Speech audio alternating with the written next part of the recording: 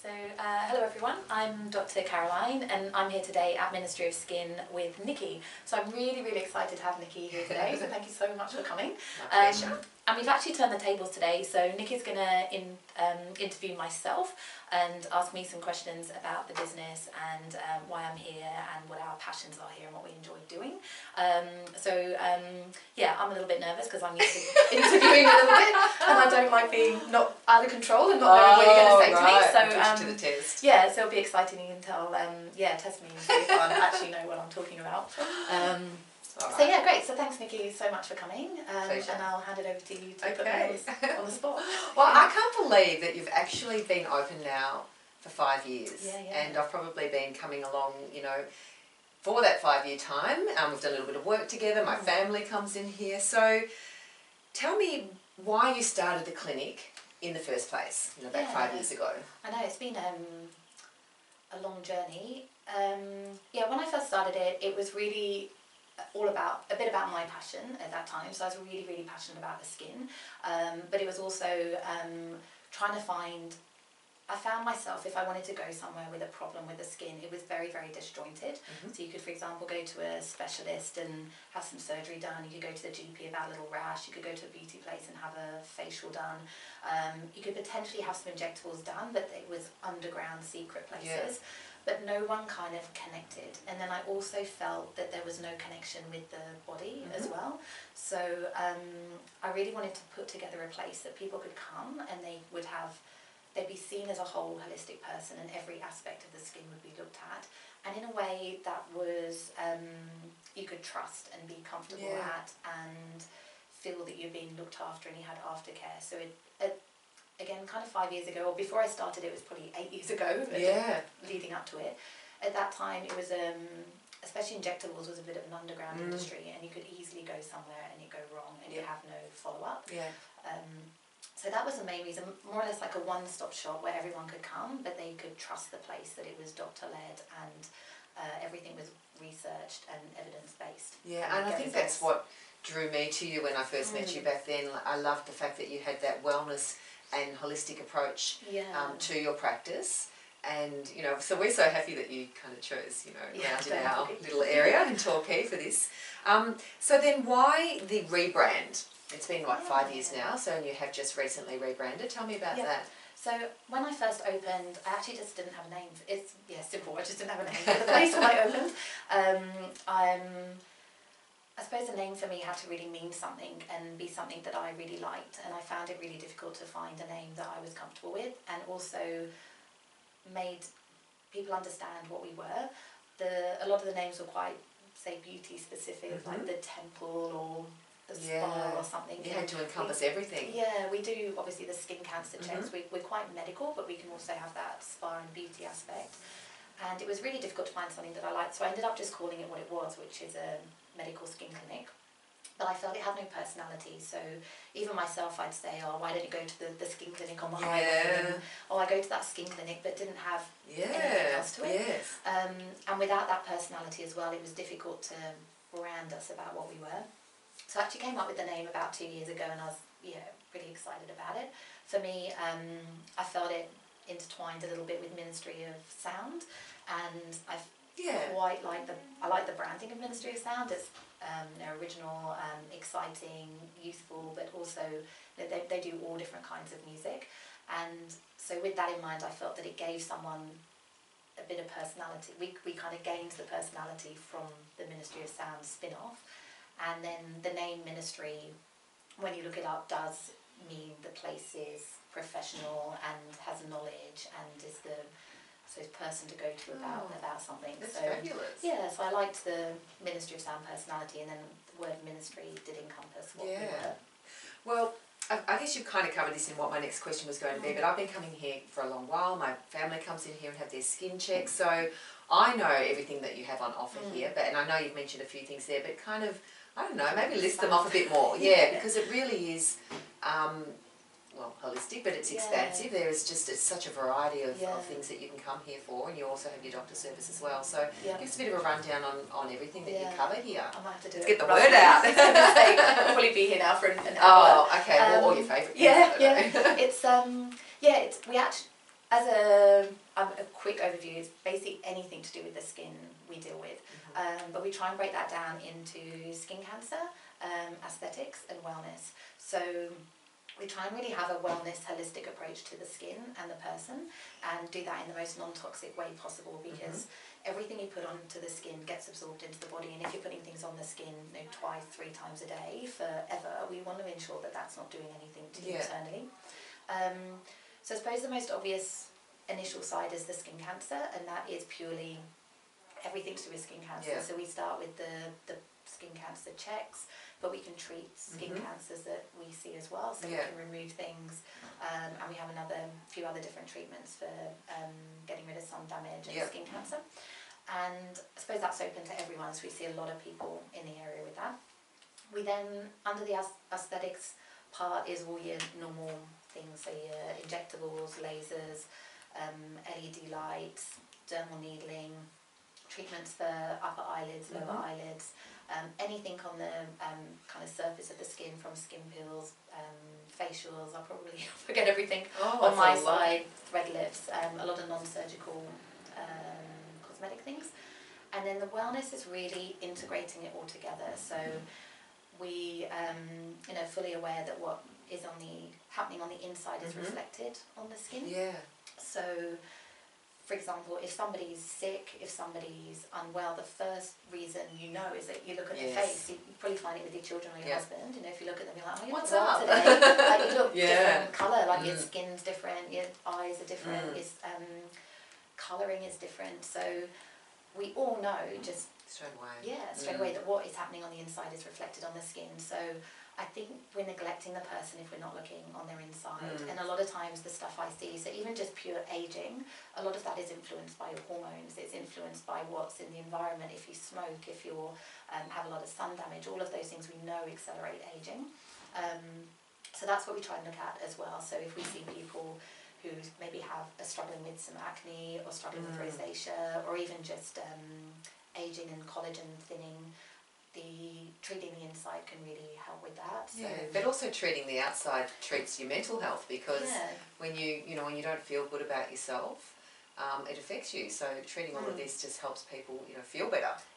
Exactly. And that's one of the things as well that we really, it's an area I struggled with actually, because I feel that I really want to empower women, and I want to make them feel good, and I want to give them confidence and leave here with self-confidence and really good self-image of themselves. But there's that real fine line between, I suppose, giving them procedures that alter how they look and almost not promoting body image problems, but crossing that kind of line. It is a fine line.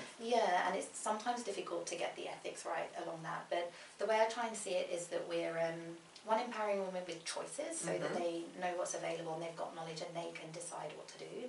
But it's also understanding beauty. So I find beauty quite an interesting element, and where that's come from. So on my side, I feel beauty has been around forever. So even if you look back to the Egyptians, they cover themselves in makeup, they want to look beautiful. And I feel that comes from the trying to find a mate. So if you look beautiful, then that means that you're healthy inside, and you've got good genetics, and you've potentially got longevity, and you're going to find a partner and reproduce well.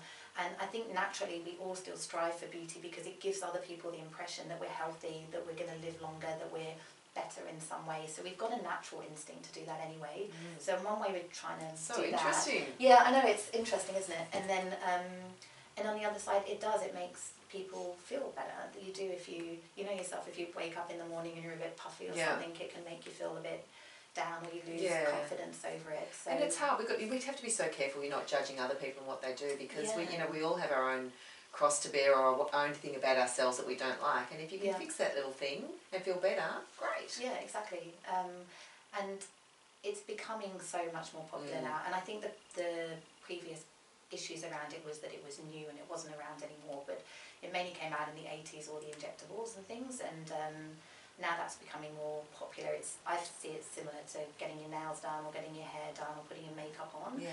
It's just another element that we now have access to maybe used as a prevention, so to prevent you from aging, and then also maybe recover you from aging if it's something that you choose to. Yeah, but it's so good that you take that look at it, like not altering too much and being careful. Yeah, we're always natural. So most of the time, we're doing it in a way that people might say, oh, have you been on holiday, or have you had your hair dyed, or have you had your hair cut, or have you got new clothes on? They can't kind of work out what's happened, rather than any abnormal looks. We really want harmony. So when we assess people, we look at their face and we want to harmonise each aspect, so as a whole it looks nice, rather than just big lips or big cheeks or something like that. Well, there's a lot of things there. What about your favourites? Like, what are your favourite treatments or favourite procedures that you do here? Yeah, difficult. I think, to be honest, the thing I enjoy most is making people feel happy. So I think the whole reason I went into medicine was to want people to feel like that they're listened to and they're understood, and what they want is explained to them, and when they leave they feel someone is looking after them and supporting them. So that's my main aim with anything. So I think for me, my favourite time is when I hope people feel that they're comfortable and listened to, and they can come back if there's issues, and that there's someone who's got their back. I want to kind of be that person. But when it comes down to hands-on, I just enjoy anything hands-on really, and the kind of scientific artistry over what we do. So when we're using, say, injectables, actually reshaping faces, and I like instant results, so seeing the shapes or the thread lifts. So a lot more kind of surgical hands-on things. So the thread lifts, those aspects really. Well, what about one thing that you haven't touched on yet that I know that you look after is treating incontinence as well. So how does that work? Yes, we've got some secret behind the scenes. Yeah, we have a lot of things that come out because obviously because I'm a doctor anyway, and then which is really important to note. You know, like you're not just someone opening a clinic, you are a doctor. And then we run a home doctor service in the area as well, and a lot of people that come here are women, and so it kind of started off by people just asking, do we do like pap smears, or a lot of the just women only problems started being asked of us. And one of the things we found out that was available was a laser treatment for vaginal issues. And it's actually really interesting because it's something I found just by approaching women with the question. Right. Probably the majority of women from, once they've had a child, so it could be from even late 20s upwards, kind of secretly struggling with a little bit of incontinence. Is it so it's like more weak pelvic floor? So it's more that kind of stress incontinence. So say they can't jump on a trampoline anymore, or if they cough, or if they sneeze, they can't play with the children. I do it myself now. I had to. They're like, "Mummy, come on the trampoline." I'm like, "No."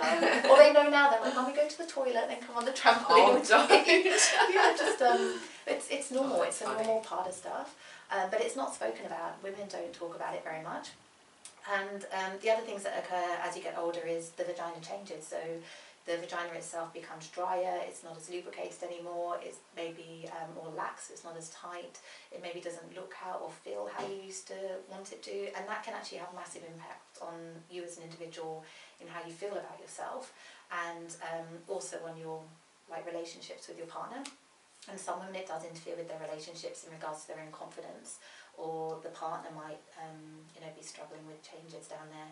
So the laser is fantastic. It works as it does in other areas in regards to tightening and improving the quality of the skin. So it can tighten the pelvic floor, tighten the walls of the vagina, and improve the tissues. So that results in more lubricated tissues and potentially better sexual pleasure and improvement of incontinence, which you know we're going to get all this out of that single question. Oh dear, right? Am I comfortable with this conversation? But then that's good. We should be talking about these things as well, because even if you don't have children, every woman is going to have these issues, and it comes down again to hormones internally. So as you get older, your sex hormones reduce, and that changes not only your skin, all your skin everywhere. It's not only the visible skin, but the vaginal skin. So every woman, unfortunately, I have to tell you, about your wrinkles.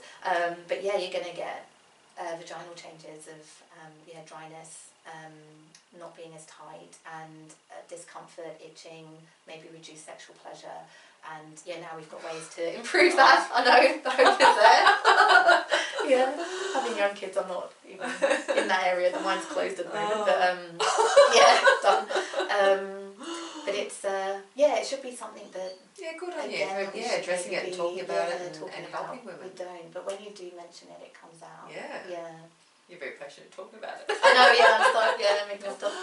Well, let's just wrap it up with talking about your wonderful team that you have here. Like just lovely, lovely women whenever I pop in. So tell us about them. So we really work hard on trying to get the right team, and the main thing is having people with the same passion and the same drive, and also health related qualifications. It's really important that all the girls have a more like a medical background, so they're either nurses or I suppose doctors, and they have that passion about the integration of the wellness as well. So a lot of places they might just want to inject, or the beauty just want to do facials, but they're not concerned again about the whole person. So we really select as well as we can at the beginning, and then the training is continuous. So more or less every week I spend an hour with each girl going over things, so we're always up to date, and I know what's going on, they know what we're supposed to be doing, and ensure that training is continuous. And then we also just really try and have it that everyone treats you like you're their best friend or a family member, how a family member would be treated, to ensure that you get the you're listened to and you're looked after in the long run. That's fabulous. I'm just looking at you. You're such a product of your business, because here I am with my makeup on, my hair done, my lipstick, my mascara, my blusher, and you haven't got a scary of makeup on, nothing, but to have the confidence to be going on camera, don't blush. When I turned up, I was like, oh my god, like I have got a little bit on, but I'm not. No, I don't. Much. How do I do my makeup like this? Like, I don't have much on. You don't need it. I was like, oh my god, have you seen Nicky? I'm going to look so bad. But, no, but listen, it was great chatting. So congratulations on the rebranding. And just amazing information there to share and let everyone know what you're all about. Yeah, thank you so much for Nicky. I'm getting nervous now. Yeah, thank you so much, Nicky, for coming along. It's been actually great talking to you. My nerves are gone now. It wasn't that difficult. And it's been great having you here as well and being part of the journey. Great seeing the family. Ensuring everyone's skin is healthy and they can carry on out in the sun and not get sick with anything. So thank you very much. So I hope you enjoyed that, everyone. And we'll be back later with some videos, and maybe Nicky might come back at another time and go over some things that we do as well. Thank you. Cheers.